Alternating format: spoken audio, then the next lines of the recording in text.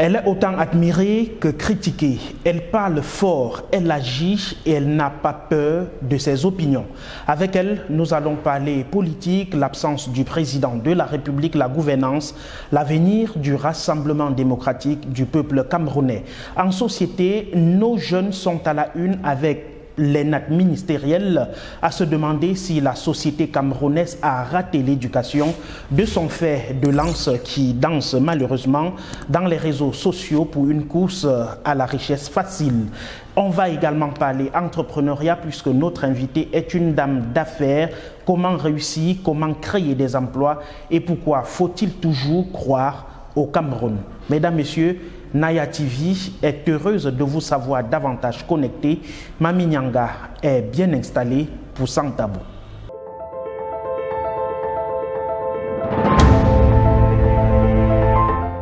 Françoise Pionnet, bonjour.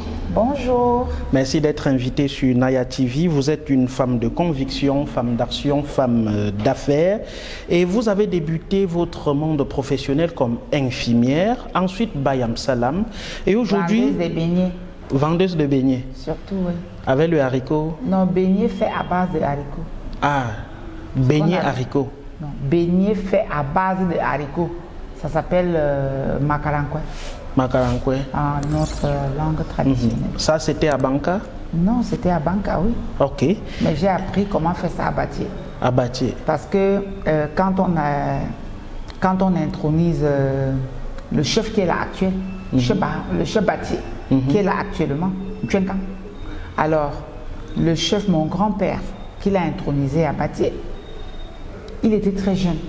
Et on cherchait donc quelqu'un qui pouvait donc l'encadrer, le sécuriser. Et mon grand-père est donc venu me chercher pour aller l'aider à sécuriser le chef Batié. D'accord. Et de là, vous avez appris? J'ai donc appris comment faire le beignet fait à base de haricots, le macarankwe. Donc, c'est moi qui l'ai importé. Pourquoi vous avez abandonné les soins de santé? J'ai abandonné effectivement parce que j'ai vu que je gagnais plus de l'argent en faisant les beignets qu'à l'hôpital. Donc vous dites qu'au Cameroun, une vendeuse de beignets peut gagner plus d'argent qu'une infirmière? Elle gagne 3 fois, 4 fois plus qu'une infirmière. D'accord. Mais oui, quelquefois même plus que des médecins. Parce que quand vous voyez un médecin, on vous dit, c'est pour ça que la corruption est devenue généralisée.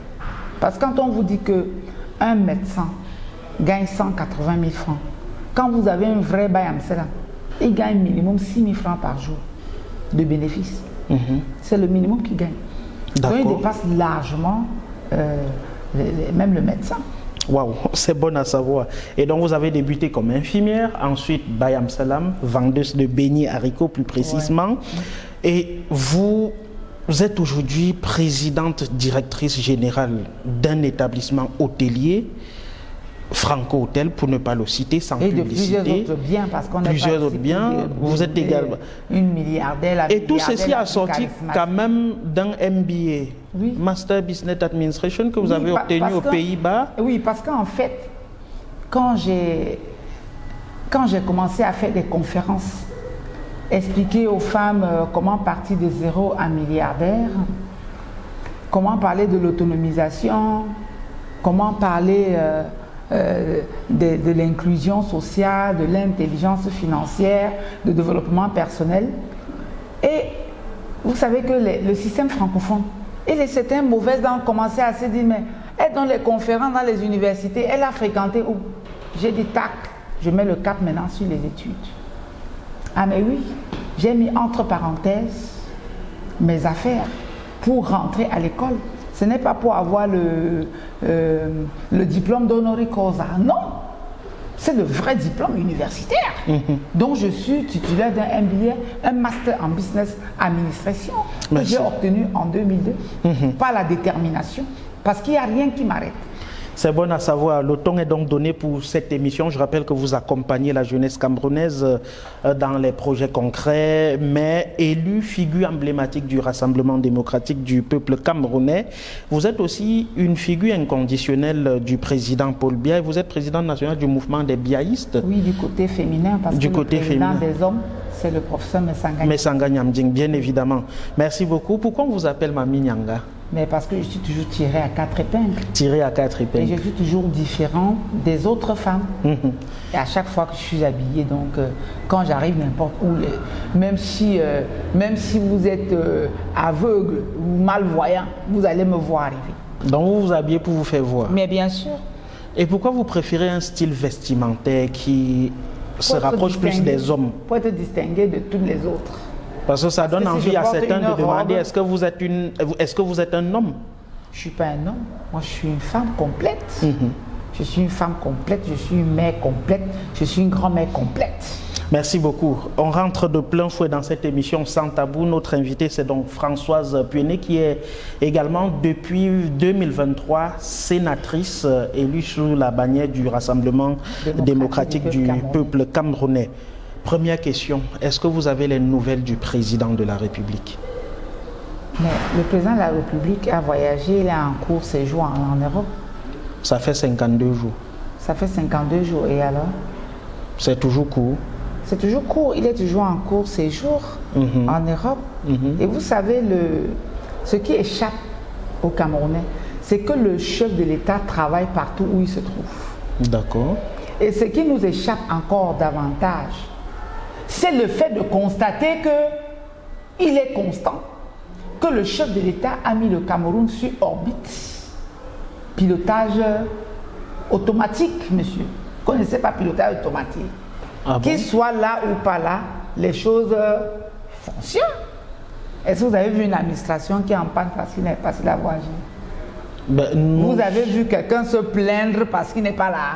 Vous avez reçu les plaintes de quelqu'un, pas les nous, plaintes de nous nous. cherchons notre président, on ne le voit pas. Non, je dis, vous avez reçu une plainte d'un seul Camerounais du fait que le président soit absent. C'est Alors- ça qu'on appelle pilotage automatique. Et pour vous, C'est-à-dire ça que fonctionne qu'il soit très là bien. ou pas. Mais monsieur, on est en train de parler de ce que nous vivons. Je vous ai demandé si vous avez reçu le plainte de quelqu'un sur l'absence du président. Vous avez Beaucoup reçu se une plainte? plaignent. Où? Chez qui? Justement, Ils ont été se plaindre. vous êtes Françoise Puené, vous êtes sénatrice, vous avez donc qualité pour saisir le Conseil constitutionnel en cas d'absence prolongée du président de la République, parce qu'on se demande justement où il est. Est-ce que vous avez pensé à saisir justement ce Conseil pour qu'il... C'est pas Madame Puené qui saisit qui que ce soit. Vous êtes Moi, je sénatrice. suis sénatrice. Oui. Comme vous le dites si bien, nous avons les sénatrices, nous avons les sénateurs, nous avons les membres du bureau, nous avons la première vice-présidente, nous avons le président du Sénat.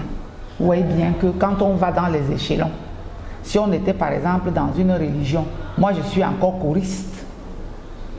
Mais un Et choriste il ne peut revient pas- saisir il ne revient l'évêque pas Non, non, monsieur. pour poser les problèmes Non, de non, l'Église. monsieur. Si je dois saisir quelqu'un, le choriste saisit d'abord le maître du chant. Et le maître de chant va saisir le prêtre. Le prêtre ira saisir le curé. Mais vous dites Et que le vous êtes curé va saisir incompétent. le vicaire. Vous êtes incompétent Mais pour monsieur, parce saisir qu'il y le a la Conseil. hiérarchie. Ah d'accord. Il y a la hiérarchie, il y a la discipline. Vous pensez qu'on est dans la loi du coup péto? Il y a la hiérarchie, il y a la discipline, partout. Même dans votre Nadia TV. Hein? Un stagiaire vient prendre la décision pour une émission. Du tout. Alors, Mais vous n'êtes pas pourquoi stagiaire, voulez vous êtes donc- élu, vous représentez non, je parle les je collectivités suis en train de parler territoriales. de l'échelon. D'accord. Est-ce que quelqu'un peut venir à Nadia TV, trouver le journaliste de Nadia TV et aller faire une émission avec lui sans votre accord? Du tout. Alors, c'est pas la même chose. D'accord. C'est la même chose au Sénat. C'est pour ça que je vous dis, je suis sénateur. Quand vous arrivez au Sénat, vous avez le sénateur. Vous avez les membres du bureau du Sénat qui sont différents de la première vice-présidente du Sénat. Ce sont des échelons. D'accord. Et vous avez maintenant le président du Sénat. Et vous avez maintenant le parti. Et vous avez à l'intérieur du parti les autres échelons.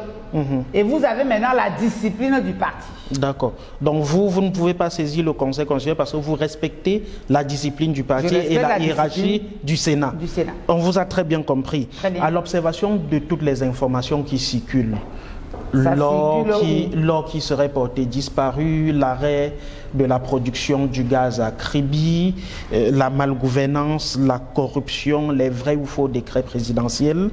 Quelle est l'analyse que vous, sénateurs, vous faites de la marche actuelle du Cameroun? Déjà, vous parlez de l'or. Moi, je pense que nous devrons être plus ou moins sérieux. Parce que tout ça, ça circule dans les réseaux sociaux. Mais j'attends que le procureur de la République se saisit de l'affaire et juge l'affaire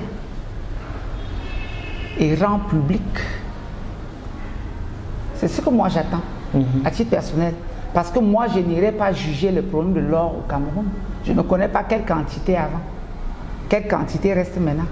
Qui a pris quoi avant. Qui ont les autorisations. Je ne sais même pas comment. Je ne connais même pas le circuit des autorisations.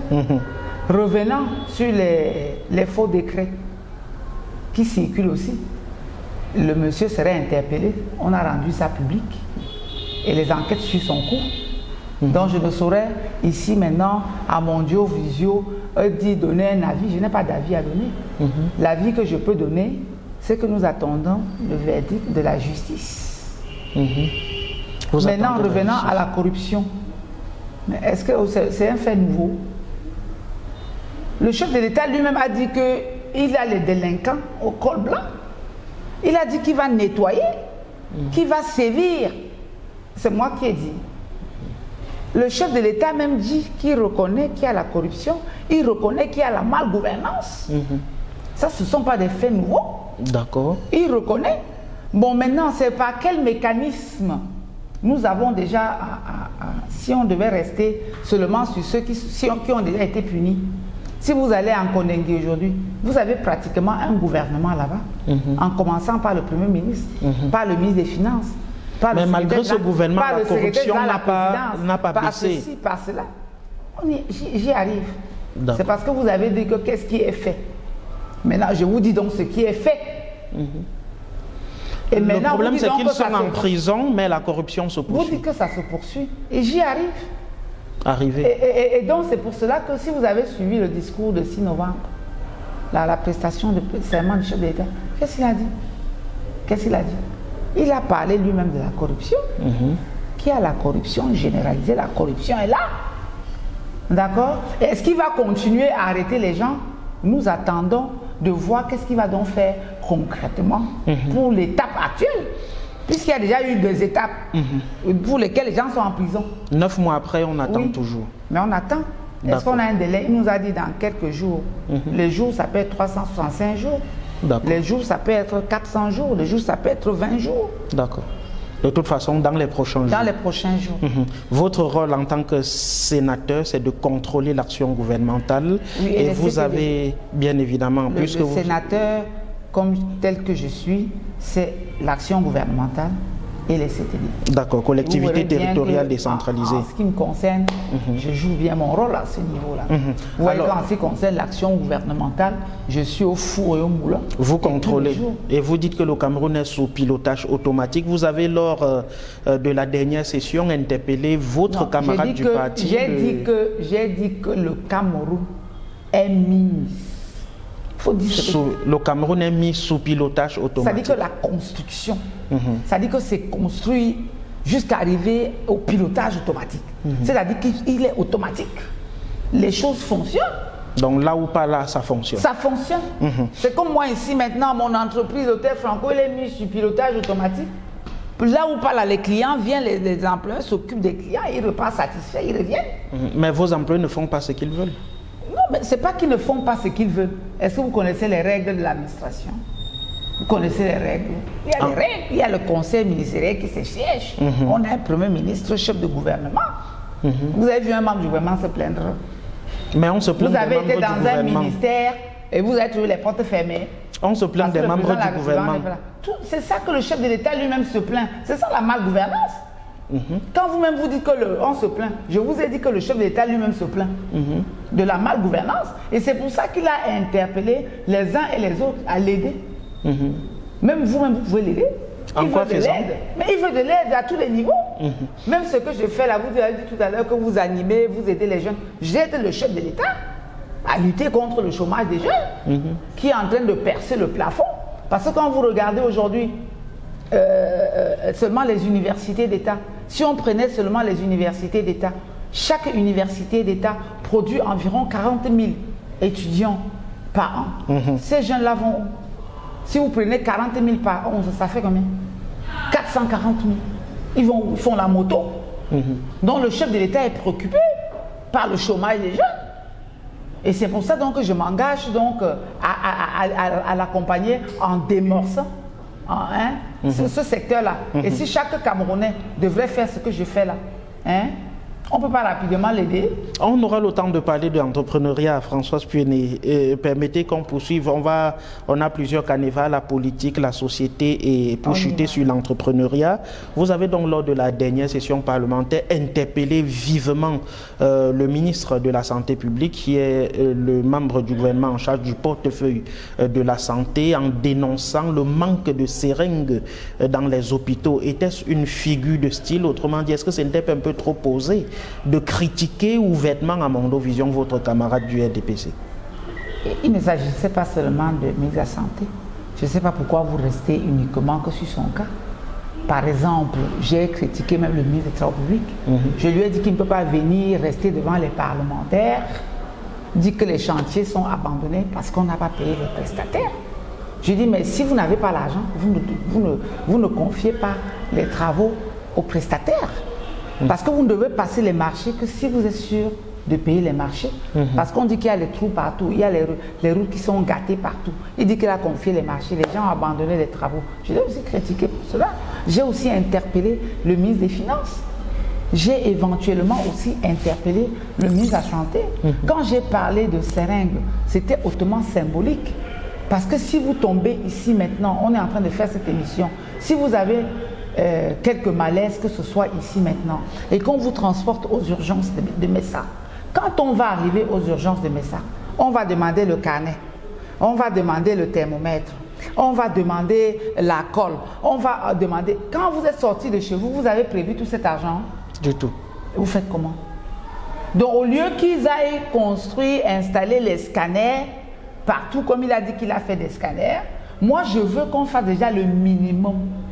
Le minimum veut dire que quand vous allez aux urgences, qu'on vous prenne en charge. Immédiatement. Et c'est ce qu'on demande. Sans autre forme de procédure. Sans autre forme de procédure. Qu'on demande tout le reste après. C'est ça que je demande, moi, en tant que sénateur. Et c'est ça, c'est mon travail. Mon travail n'est pas aller compter les nombres de jours que le chef de l'État a fait en Suisse. Ça, c'est pas mon travail. Mon travail, c'est ça. Le bien-être des populations. Qu'est-ce que je fais pour cela? C'est ça le travail d'un sénateur. Vous n'êtes pas là pour savoir combien de jours Paul Biya fait à l'étranger. Parce que c'est ça qui vous intéresse, vous. En partie, entre autres, puisque surtout, notre protocole ne concerne pas que le président de la République. Du tout. Je vous ai dit qu'il soit là ou pas. Le pays fonctionne. Vous avez pris part la semaine dernière à un séminaire organisé par le comité central du Rassemblement démocratique du peuple camerounais, votre parti, en vue des préparations législatives et municipales à venir. Est-ce que le RDPC a quand même peur de perdre de la place au vu de ce qui s'est passé à la dernière élection présidentielle? Mais avoir peur, ça c'est un gros mot. Avoir peur de quoi? De perdre les conseils municipaux, de perdre les députés, et y compris peut-être vous, sénatrice, peut-être votre poste est menacé dès les prochaines élections. On n'est même pas encore concerné. Les sénateurs, c'est jusqu'en avril 2028. Donc nous sommes encore là. C'est demain quand même. Donc c'est en 2028, on a encore le temps. Donc revenons aux élections législatives et municipales. C'est normal qu'à la veille de la remontada politique... La remontada politique. D'accord. Oui, monsieur. C'est normal qu'à la veille de la remontada politique, que les partis politiques sérieux se retrouvent pour trouver différentes stratégies pour aller aux élections. Donc je ne trouve pas quel est le problème. Si le RDPC se réunit, ce n'est pas parce qu'on a peur. On se réunit surtout pour les stratégies. Pour voir qu'est-ce qu'il faut faire pour garder la majorité absolue que nous avons aujourd'hui. C'est ça qui est important. Donc maintenant, je ne vais pas venir ici commencer à dévoiler notre technique. Du tout. Donc, elle sera appliquée sur le terrain. Donc ce n'était pas parce qu'on avait peur. C'était une séance de travail de concertation. Est-ce que vous avez quand même conscience, on l'a dit en début de cette émission, vous avez été infirmière, Bayam Salam, vous avez gravi les échelons sociaux. Est-ce que les échelons sociaux, est-ce que vous avez quand même conscience du mal-être et des frustrations que vivent les Camerounais aujourd'hui? C'est moi qui parle des frustrations. Les magistrats sont frustrés. Les médecins sont frustrés, les hommes d'affaires sont frustrés. Je vous ai parlé tout à l'heure des jeunes, le chômage. Ce n'est pas moi qui parle de la frustration. Le chef de l'État lui-même le 6 novembre, pendant la prestation de serment, il a deux choses qu'il a parlé 2 fois. Il a parlé de la frustration 2 fois. Il a parlé de Dieu 3 fois. C'est lui-même qui dit, c'est lui qui fait le constat. Il dit, j'ai compris vos frustrations. Ça veut dire quoi? Ça veut dire qu'il sent qu'il y a des malaises dans la société. Si lui-même il est le premier, il a dit ça. Est-ce que vous-même vous n'êtes pas frustré? Même les journalistes sont frustrés. C'est chacun en ce qui le concerne. Et ceux qui vont dire qu'ils ne sont pas frustrés, je leur demande d'aller attendre leur tour. Parce qu'ils vont finir par être frustrés à un moment X ou Y. Vous êtes frustré? Mais si je vous parle de mes frustrations, peut-être vous allez vous lever là et fuir. Si je vous parlerai seulement des abus de mes bourreaux du matin au soir, même dans le sein même à l'intérieur du parti, même à l'extérieur du parti, mais vous n'allez même pas résister. Mais la vie, c'est un combat. Tant que vous ne pouvez plus combattre, c'est que vous ne vivez plus. Donc quand vous vous levez le matin, sachez que le combat, c'est jusqu'à aller au lit. Est-ce qu'au cœur de toutes ces frustrations aujourd'hui, Paul Biya, c'est le président de la République, c'est lui qui donne les directives, c'est lui qui instruit le gouvernement. Est-ce que comme lui-même il se plaint là, est-ce que vous êtes sûr que lui-même n'est pas frustré? Parce que lui aussi peut être frustré, parce que s'il n'y a pas de frustration. Si le président est frustré, ça veut dire que le pays est dans la merde. Mais monsieur, être frustré veut dire que c'est la merde. Donc comme je suis frustré là, je suis déjà dans la merde. Donc comme je dis que vous êtes frustré, donc vous n'êtes pas frustré. Vous.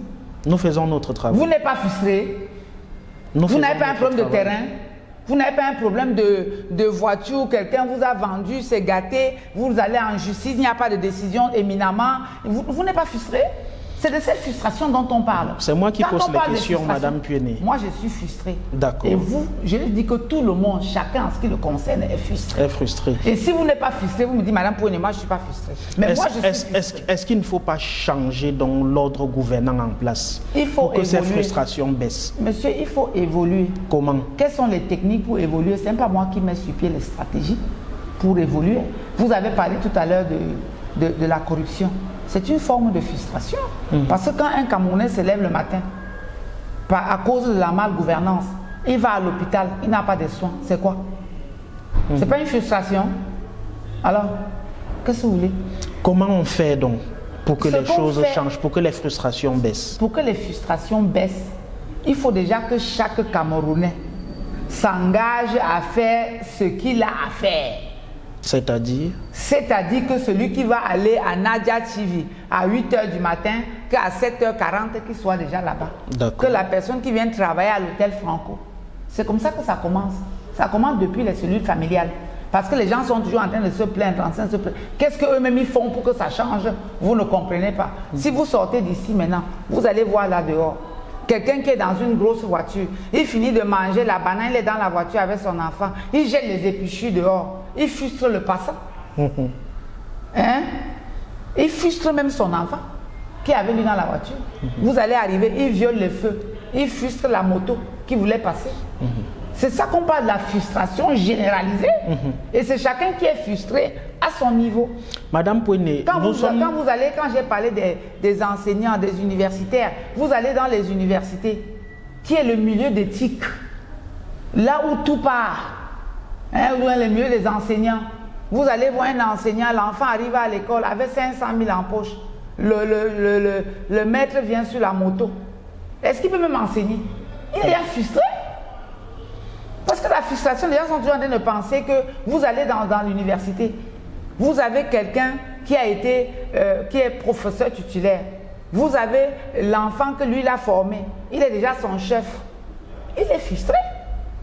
Est-ce que justement il n'y a pas un dérèglement des normes sociales? Non, c'est pour ça que, mais même dans le monde entier, il n'y a pas de dérèglement social maintenant. Vous voyez un chef de l'État, mais monsieur, on parle même du monde. Vous voyez un chef d'État qui part de son pays, il va dans un autre pays, il prend un autre chef d'État, il part l'enfermer chez lui, avec sa femme et ses enfants. C'est quoi? C'est le dérèglement mondial. Vous voyez quelqu'un qui se lève le matin, s'en va bombarder l'autre. C'est le dérèglement mondial. Pourquoi on va rester seulement sur le cas de Cameroun? Est-ce que c'est une invention? Nous sommes Camerounais, nous travaillons au bien-être de notre pays. Chez les voisins. Parce que pour être bien, tu regardes aussi chez le voisin comment ça se passe. Donc on doit aussi constater que nous sommes dans une situation aujourd'hui où il y a le dérèglement mondial. Et comment Avant on fait? de revenir, et comment on fait? Parce que le régulateur social semble avoir démissionné. Oui. C'est à lui d'interpeller X ou Y à jouer son rôle. J'y arrive. C'est pour cela que moi, je suis allé jusqu'à penser que il faut repenser la forme de gouvernance. Il faut même repenser les politiciens. Et cela ne peut se faire sur le plan pratique que par les hommes. Que par les hommes qui à un moment donné vont dire stop. Parce que quand les hommes vont prendre la décision de dire stop, ça va s'arrêter. Ça va s'arrêter. Parce qu'il est inadmissible de vivre l'injustice généralisée que nous vivons aujourd'hui. C'est chacun qui ressent cette injustice-là à son niveau. Je vous ai dit que moi, moi aussi, je suis frustrée. Je suis sénateur, je suis madame la milliardaire, je suis, mais je suis aussi frustrée. Est-ce qu'on est milliardaire, on est frustré, madame Pouini? Est-ce que l'argent fait le bonheur? Oui. Non. Je ne veux pas répondre comme Jean-Bruno, que ça fait. Non, ça ne fait pas le bonheur. Vous savez, parce que je l'ai déjà dit à plusieurs émissions, que l'argent ne fait pas le bonheur. Parce que si l'argent ne faisait Beaucoup le bonheur, pensent que ça fait. Si ça faisait le bonheur, comment pouvez-vous expliquer que quelqu'un qui a 40 voitures, il a des biens immobiliers qu'il a achetés en vrac partout, il a de l'argent stocké, des milliards, on vous dit un matin qu'il a fait l'AVC. Qu'est-ce qui peut le troubler jusqu'à ce qu'il pète un câble? L'argent manquait. C'est quoi le problème alors? Des frustrations. Donc ça veut dire des frustrations. Voilà donc des milliardaires qui sont frustrés. D'accord, on vous a compris. Nous allons évoluer, nous sommes sur Sans Tabou sur Naya TV avec notre invité Mami Nyanga. On va évoluer en juin dernier, plus précisément le 18 juin, l'artiste Longuet Longuet est retourné au Cameroun après que vous l'ayez rencontré en France et beaucoup se sont posé les questions de savoir est-ce que Mami Nyanga est allé en France demander à Longuet Longuet de rentrer? Est-ce que vous avez joué un rôle dans son retour au pays? Vous savez, les réseaux sociaux, ce sont des inventeurs, des gens qui font l'invention. Parce que je suis allée à Paris, j'ai rencontré M. Longuet Longuet, qui est mon ami. Je l'ai invité au repas. Et au cours de notre repas, il a émis le vœu, c'est lui qui émet le vœu, de rentrer au Cameroun. Et il me dit, il espère qu'il peut bénéficier de ma protection. Je lui dis, oui, tu peux bénéficier de ma protection. Tu peux même aussi devenir membre de notre mouvement des VIAIS. Vraiment, c'est dans une discussion amicale. Quelques jours plus tard, M. Longuet Longuet est tombé malade. Il a été transporté à l'hôpital. Et les gens ont fait la relation entre le repas et la maladie de Longuet Longuet. C'est pour vous dire à quel niveau... Laissons les gens expliquer les faits. C'est pour vous dire, ça c'est je vous parle donc de ce qui s'est passé. C'est ce qui s'est passé, il a été à l'hôpital, il a été interné. Et les gens ont fait la relation avec le restaurant pour dire, mais qu'est-ce qui s'est donc passé? Est-ce que quelque chose s'est passé dans le repas?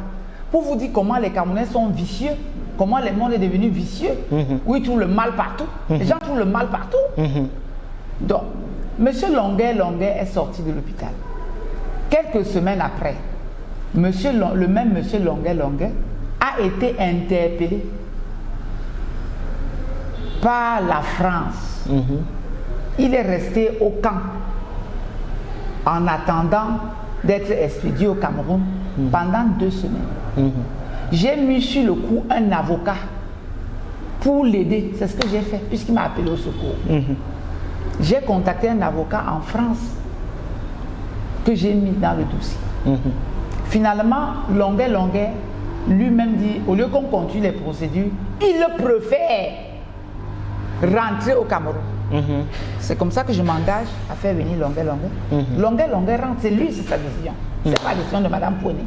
Mais il avait quand même reçu l'obligation de quitter le territoire français. Il avait l'obligation de quitter le territoire français, puisqu'il est resté au camp pendant plus de semaines. Effectivement, donc vous dites l'avoir accompagné parce que c'est votre ami. C'est mon ami. J'assume mes amitiés. Bien parce évidemment. Que même quand quelqu'un est un fou, s'il devient mon ami, je l'assume. D'accord.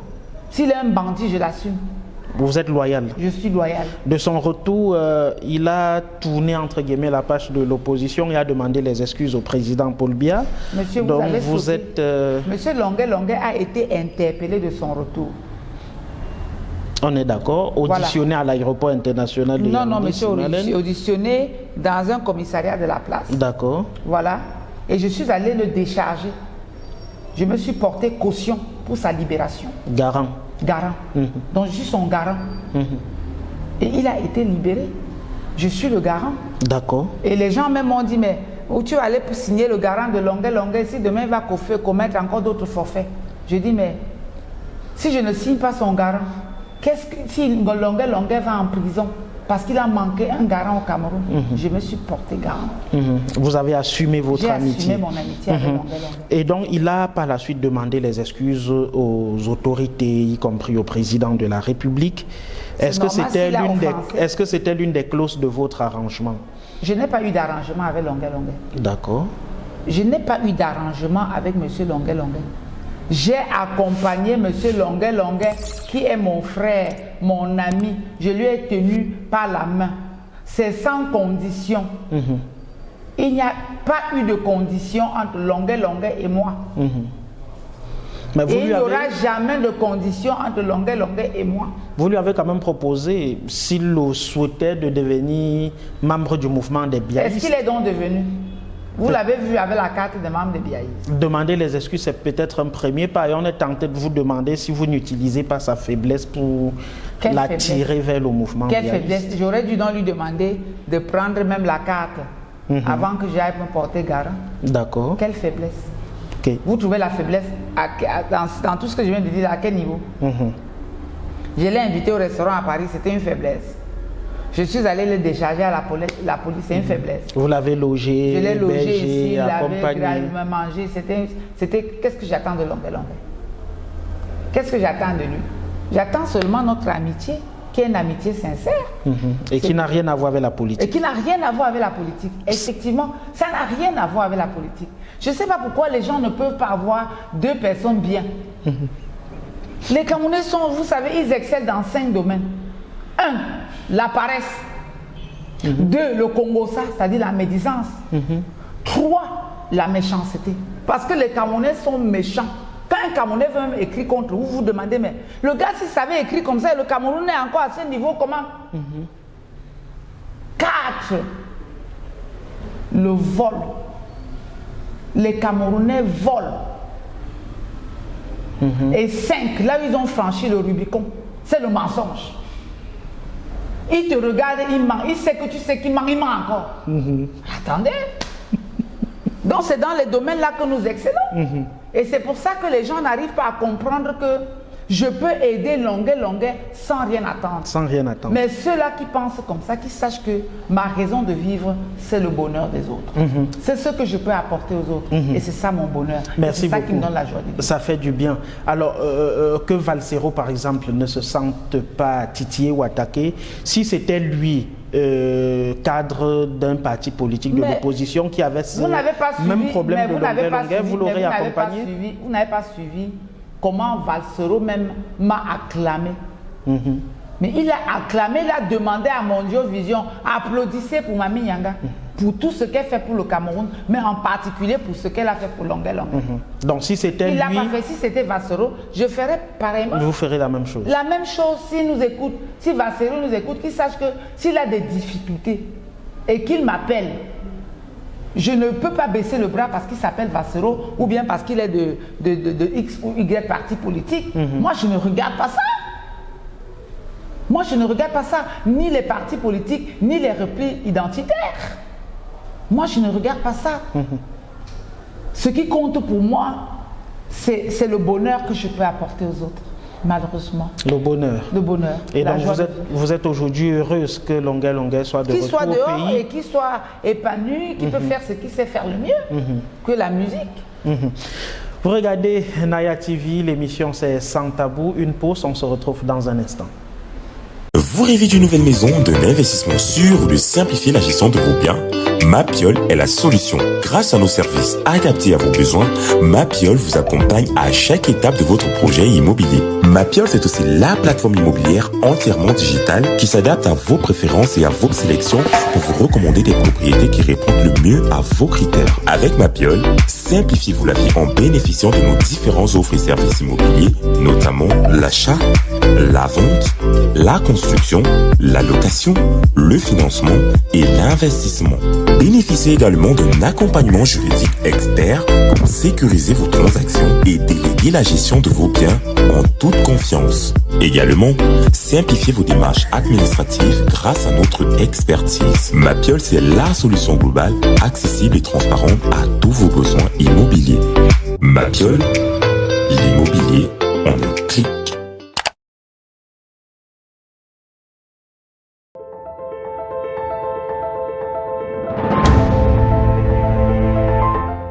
Retour sur Sans Tabou avec notre invitée Mami Nyanga, pour ne pas dire Françoise Puené, sénatrice, femme d'affaires. Avec vous, nous parlons entrepreneuriat puisque vous êtes dans le milieu des affaires à divers niveaux, c'est au niveau hôtelier, au niveau immobilier et bien d'autres encore au Cameroun, en Angleterre et partout dans d'autres pays. Est-ce qu'aujourd'hui, le climat des affaires est de nouveau propice après la dure épreuve du Covid-19 et en y associant la guerre Ukraine-Russie, États-Unis-Iran, est-ce que le milieu des affaires aujourd'hui au Cameroun, ça tient malgré toutes ces pesanteurs? Mais vous savez, ce n'est pas une invention. Voilà, vous voyez la vie chère aujourd'hui, vous voyez la crise ukrainienne, vous voyez les différentes crises dans le monde entier. Donc le Cameroun ne peut pas être indifférent. Donc c'est logique qu'on ressente la morosité économique. C'est tout à fait logique. Vous avez vu aujourd'hui, plus que hier, je parlais d'ailleurs au Sénat il y a encore quelques jours, je parlais de l'inflation généralisée. Parce qu'on ne sait même plus qui coûte quoi maintenant. Parce qu'on est vraiment dans un brouhaha incroyable, économiquement. Et bien entendu que le Cameroun est beaucoup plus affecté. Le Cameroun est beaucoup plus affecté parce que nous sommes un pays des grands consommateurs. Parce que quand vous regardez le budget d'investissement et le budget de consommation, c'est tellement disproportionnel. Et vous savez bien que les grands économistes disent qu'il est impossible pour un pays de se développer si le budget d'investissement n'atteint pas au moins 40% du budget global. Donc quand vous regardez notre budget de consommation, qui reste toujours à plus de 60%, oui. On est entre 65 et 70. 70. Ça veut dire qu'on va être en difficulté. Et parce que cet argent, ces 70%, il est consacré à faire quoi? Il est consacré à importer tout ce que nous consommons. Donc c'est un levier d'appauvrissement. Mais nous y sommes. Comment faire donc pour sortir de là? Et c'est pour ça que pendant le débat sur l'orientation budgétaire qui a eu lieu il y a quelques jours, nous avons continué de sensibiliser le ministre des Finances sur l'augmentation, sur les ratios d'augmentation sur le budget d'investissement. Parce que tant que nous n'allons pas suffisamment investir, tant que nous n'allons pas suffisamment investir sur la SND 30, parce qu'aujourd'hui la SND 30 est rendue à 6 années. On n'a pas un bilan palpable qu'on peut mettre sur la table pour un Camerounais lambda. Et c'est la SND 30 qui devrait progressivement sortir le Cameroun de chaos vers le cosmos. Donc au jour d'aujourd'hui, nous n'avons pas suffisamment de la lisibilité sur cette SND 30. Donc c'est toujours un problème sérieux. Le problème d'économie aujourd'hui, c'est un problème sérieux. Vous avez une et mille initiatives, vous parcourez tout le Cameroun à l'effet de soutenir les jeunes, les femmes, les aujourd'hui, encourager. on est à plus de 350 000 femmes et jeunes formés sur l'ensemble du territoire national. Mais c'est du concret, monsieur. Laissez-moi quand même poser ma question, Mami Nyanga. Vous savez, parce que moi, je suis tellement rapide. Et je suis un peu lent. Merci beaucoup. Et donc, vous formez les jeunes, vous les accompagnez dans cet entrepreneuriat.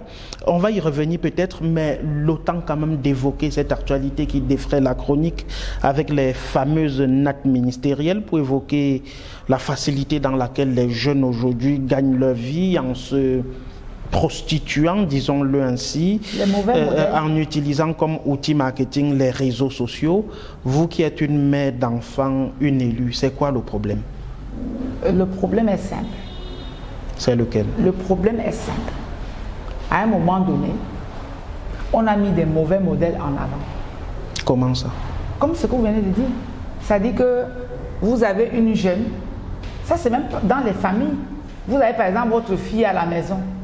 Elle va à l'école. Elle revient le soir. Une fille de 17 ans. Elle revient le soir à la maison.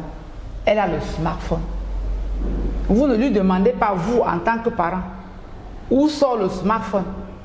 Vous vous contentez de dire, mais ma fille, tu as un joli téléphone. Hein? Tu ne demandes pas, mais où sort ce smartphone? C'est depuis les cellules familiales. C'est ça que je dis. C'est un problème qui est même très profond. C'est plus profond que ce que vous ne le dites. Alors, cette jeune fille, elle revient avec le smartphone, vous ne dites rien. Le lendemain, elle revient avec les mèches brésiliennes, vous ne dites rien.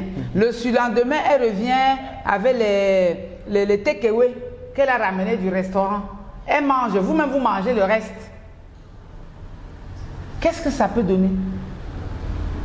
Alors, qu'est-ce que sa petite sœur va avoir comme exemple? Puisqu'elle a sa grande sœur qui mène cette vie. Et sa grande sœur, c'est son modèle. Donc c'est une chaîne, c'est une situation des vicieux. Et alors, l'enfant maintenant, elle progresse, puisqu'elle est au mèche brésilien.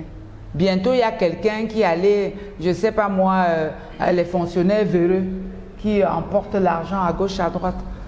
J'en sais rien, moi. Vous savez, aujourd'hui, les fonctionnaires sont les plus riches. On ne peut plus se les cacher. Donc, il va lui acheter un billet d'avion pour aller à Dubaï. Moi, il m'arrive de voyager en business class. Je vois des petites jeunes filles ici, je les vois assises là, les pieds croisés, en train de se promener dans l'avion. Alors qu'elles ne travaillent rien. Je dis, mais vous travaillez où là? Elle dit, non, je vais à Paris acheter les produits pour venir vendre. Je dis, quels produits? Qui vous a donné l'argent? Vous allez à Paris faire un commerce de produits pour venir vendre et votre billet d'avion coûte 4 millions. Il y a un problème. Alors, quand celle-là va se filmer en business class et qu'elle va mettre dans les réseaux sociaux, elle filme même, j'étais même avec ma mère Yanga en business class. Mais elle a tué le rêve de 1000 jeunes filles. Parce qu'elles vont désormais dire, mais vraiment, moi ici on me dit d'aller à l'école, moi ici on me dit d'aller faire le stage à l'hôtel Franco, moi on me demande d'aller faire ceci. Voilà ma copine Agathe, je dis du gros n'importe quoi. Voilà ma telle copine X qui était en business class. Mais elle était même avec ma mère Yanga. Mais elle a détruit des milliers de vies des jeunes. Des milliers qu'elle a foiré. Parce que désormais, elle sera à la merci de tout le monde parce qu'elle veut aller en business class, parce qu'elle veut l'argent facile. Est-ce que la société a échoué dans l'éducation de ses enfants? Quelle société? C'est les parents globale qui ont d'abord échoué, monsieur. Je suis en train de parler des parents. D'accord. Les parents irresponsables. Parce qu'aujourd'hui, les parents sont tous à la course de l'argent. Ils ont mis le capital humain de côté. Pourtant, il faut d'abord courir derrière le capital humain avant de courir derrière l'argent. Vous avez des parents aujourd'hui, ils partent de chez eux le matin. Ils reviennent à 22 heures, quand les enfants dorment déjà. Et le matin, quand les enfants vont à l'école, ils dorment encore. Donc, il n'a aucun moment de quality time avec l'enfant. Il ne connaît même pas le comportement de ses enfants. Il ne connaît même pas la voix de ses enfants. Il connaît seulement si l'enfant veut les cahiers. Ça coûte combien? Il donne l'argent. Là, on a demandé l'argent à l'école, papa, ça coûte combien? Vous avez des parents ici que c'est les ménagères, c'est les chauffeurs qui vont les représenter à l'école de leurs enfants. Qu'est-ce que vous pouvez attendre de ces enfants? Pas grand-chose. Parce que là, on passe le temps à se plaindre des enseignants, des pouvoirs publics. Qu'avons-nous fait, nous les parents? Est-ce que vous savez que dans beaucoup de pays, des grands pays aujourd'hui, les parents n'envoient plus les enfants à l'école? Ils les gardent à la maison. Ils font ce qu'on appelle le homeschool pour encadrer leurs enfants. Nos enfants ne connaissent même plus nos chaleurs. Donc, ce n'est pas un problème de pouvoir public, ce n'est pas un problème des enseignants, c'est un problème familial, purement et simplement familial. Donc, il faut que les parents qui nous suivent sur Nadia TV, qui prennent la responsabilité parentale et qui s'engagent à s'occuper de leurs enfants, qui est leur premier capital, c'est-à-dire le capital humain. Parce qu'ils s'en vont chercher de l'argent, c'est pour faire quoi? C'est pour certainement payer les études de leurs enfants, c'est pour certainement payer les vacances aux enfants. Mais s'ils vont maintenant chercher l'argent et qu'il leur revient, il n'y a pas d'enfants, qu'est-ce qu'ils vont faire avec cet argent? Vous portez ce message aux jeunes, hommes comme femmes, dans les 10 régions du pays. Vous avez aujourd'hui pratiquement 400 jeunes femmes que vous avez formées dans le secteur entrepreneurial. Et que vous 400 jeunes femmes, on parle de 400 000. Vous êtes trop actifs. Merci. On parle de 400 000. Merci beaucoup. C'est le bilan de Madame le sénateur. Merci. Formé sur l'ensemble du territoire national. Merci beaucoup. Ouais, plus de 5 000 financiers sur les nanocrédits, les crédits de 30 000 francs jusqu'à 150 000 francs. Parce que quand je dis, je donne 30 000 francs à quelqu'un pour aller faire du business, il y a même certaines mauvaises langues qui me disent, mais on peut faire quoi avec 30 000 francs? Ça n'achète même pas les mèches brésiliennes. Voilà. Parce qu'ils ne connaissent pas la souffrance. Moi, je sais comment une femme peut manquer 100 francs pour acheter l'Aspro, pour donner à son enfant, et son enfant meurt parce qu'il n'a pas eu 100 francs. Parce que je suis passée par là. Moi, quand j'ai accouché mes enfants, j'allais à plus de 7 km pour chercher les herbes qui moussent, pour venir laver les habits de mes enfants, parce que je n'avais pas 25 francs pour acheter le samboul. Donc, je connais la souffrance. Donc, une bayamsela ou bien un bayamsela, un jeune qui veut se lancer dans les affaires, il n'a pas besoin de plus de 30 000 francs CFA. Parce qu'un bayamsela veut dire quelqu'un qui achète, il revend. Il n'a pas besoin d'avoir plus de 3 cajots de tomates. Puisqu'il doit vendre le soir, il doit vendre tout. Donc vous dites aux jeunes femmes de ne plus acheter les mèches brésiliennes. De ne plus acheter les mèches brésiliennes, de ne plus faire les fausses ongles, de ne plus faire les teintures, de ne plus acheter les njansang qui se concentrent sur leur famille et leur business. Est-ce que vous êtes satisfaite du message que vous portez et qui semble visiblement passer chez ces 400 000 que vous avez formés, mais pas chez d'autres? Vous savez, l'intérêt n'est pas de changer la vie de 400 000 personnes. L'intérêt, c'est de changer 5 parmi eux. Si vous réussissez à changer la vie de 5 personnes, comme il y a dans quelques jours, j'ai décidé de changer la vie de 50 jeunes en les envoyant se former pendant au centre d'incubateur pour la banane plantain. D'accord. C'est ça, changer la vie de quelqu'un. Quand vous allez envoyer 50, vous n'êtes pas sûr que les 50 vont là-bas pour changer leur vie. Il y a même certains qui veulent seulement voyager. Vous n'êtes pas dans leur cœur. D'accord? Il y a certains qui se vont là-bas, certaines filles ou bien certains garçons qui se disent peut-être là-bas, je peux même trouver une femme.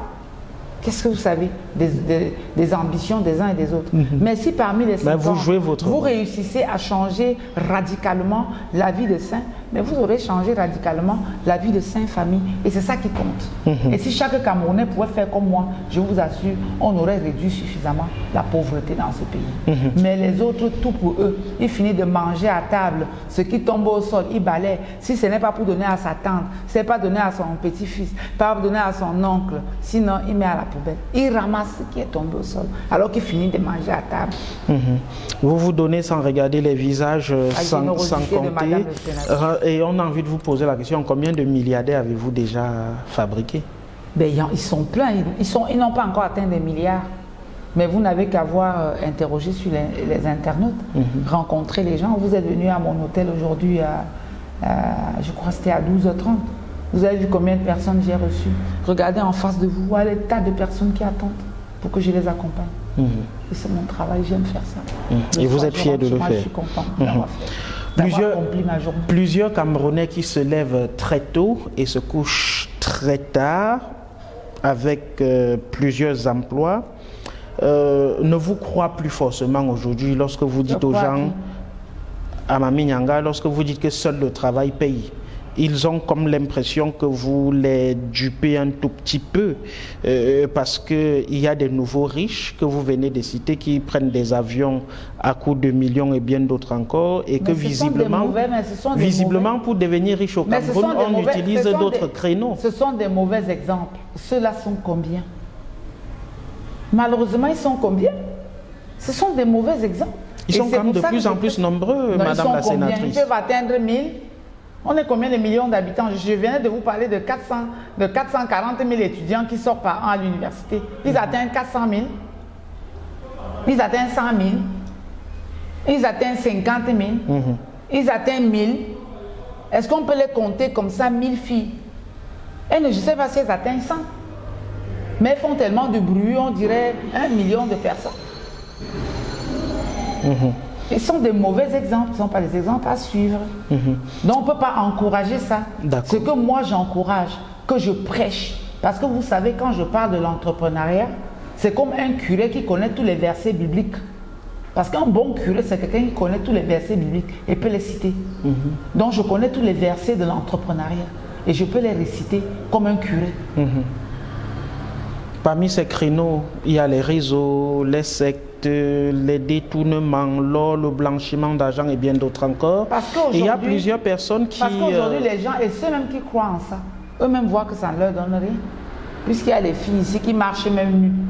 Et elles reviennent, elles croyaient que l'avoir à l'argent n'a rien. C'est pour ça que je dis que ce sont des mauvais exemples.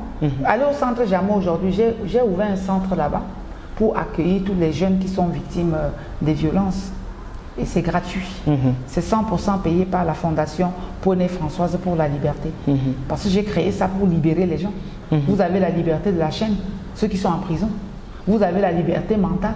Parce qu'il y a ceux qui marchent là dehors, qui sont même couchés derrière les voitures, qui sont enchaînés mentalement. Et mon travail, c'est de les libérer. Et vous avez la liberté économique, que nous venons d'en parler tout de suite.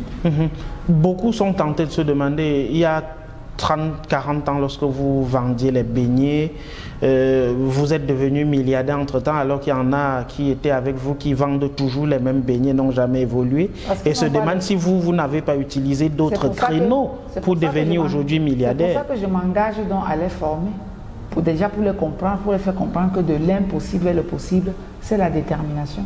Combien de personnes sont déterminées? Combien sont engagées? C'est de vaincre la peur. On se réveille tôt, on se couche tard, on n'a toujours rien. Mais si vous vous levez tôt pour ne rien faire, vous allez vous coucher même 2 jours après, vous n'aurez rien. Est-ce qu'il suffit de se lever tôt, de se coucher tard? Il suffit de se lever à temps. Et de faire ce qu'on a à faire à temps. Il suffit pas de se lever à 5 heures et se coucher à minuit pour ne rien faire. D'abord, si vous vous levez à 5 heures, vous vous couchez à minuit, vous n'allez rien faire de bon. Parce que vous allez devenir un déséquilibré mental. Comment donc on développe efficacement le Cameroun dans le contexte actuel où plusieurs talents sont plutôt en train de s'expatrier vers d'autres horizons? Ils vont revenir très vite. Ils vont revenir en courant. Pourquoi? Comment? Parce que vous savez, le Cameroun et l'Afrique, c'est une terre d'opportunités. Parce que quand les gens quittent ici, ils vont au Canada. Ils vont là où ils ont déjà atteint l'asymptote. Vous savez, les matheux. L'asymptote, c'est-à-dire l'agriculture a déjà été modernisée. Les chemins de fer sont construits. Les aérogares sont construits. Ils n'ont plus rien à construire. Donc, quand les Camerounais et les Africains vont décider de construire l'Afrique, de construire les autoroutes, de construire les aérogares, de construire les laboratoires, de construire les universités, de moderniser l'agriculture, mais ils vont tomber, les Blancs aussi vont tomber dans l'eau parce qu'ils viendront chercher le travail ici. C'est pas lointain. Le chemin retour n'est pas loin. Mais oui, monsieur, nous sommes dans un pays où nous avons 4 saisons de l'année. Nous avons l'eau. Quand vous voyez les autres pays pour développer l'agriculture chez eux, est-ce que vous savez qu'ils vont chercher l'eau à la mer? Parfois à des milliers de kilomètres. À des milliers de kilomètres. Et qui transportent cette eau, qui s'en vont traiter pour faire l'agriculture. Vous savez ça? Nous avons l'eau partout pour faire l'agriculture. Donc bientôt, ceux-là vont aussi tomber dans l'eau parce qu'ils viendront à la terre promise en Afrique et au Cameroun. Pourquoi faut-il y croire, Mami Nyanga, lorsqu'on est frustré? J'y crois fortement J'y crois fortement, c'est pour cela que vous voyez que je m'engage à investir sur les femmes, à investir sur les jeunes.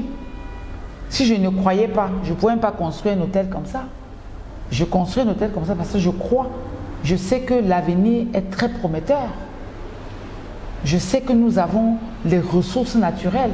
Je sais que nous avons les ressources humaines. Et je sais donc que les deux unis, je sais que nous avons une population jeune et dynamique. Et je sais qu'avec toutes ces composantes, nous allons bientôt décoller. Nous avons terminé. Quel mot justement à cette jeunesse qui n'y croit visiblement plus? Je les invite à croire, surtout à croire que c'est eux qui vont construire l'Afrique et le Cameroun, à croire que leur destin est entre leurs mains.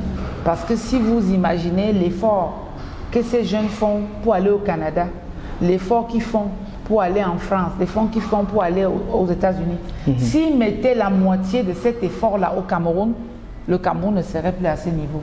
Donc je les invite plus qu'ils viennent me rejoindre à l'école de l'entrepreneuriat pour que je transforme d'abord leur mindset et qu'ensuite que je leur fais vivre le rêve de l'entrepreneuriat comme le moteur et le vecteur de l'économie centrale. Madame la sénatrice, merci. C'est moi qui vous remercie. Madame, Monsieur, merci d'avoir regardé Mami Nyanga Françoise Puené sur Sans Tabou. On se retrouve la semaine prochaine avec un autre invité tout aussi franc que Françoise Puené. Merci de nous avoir regardés.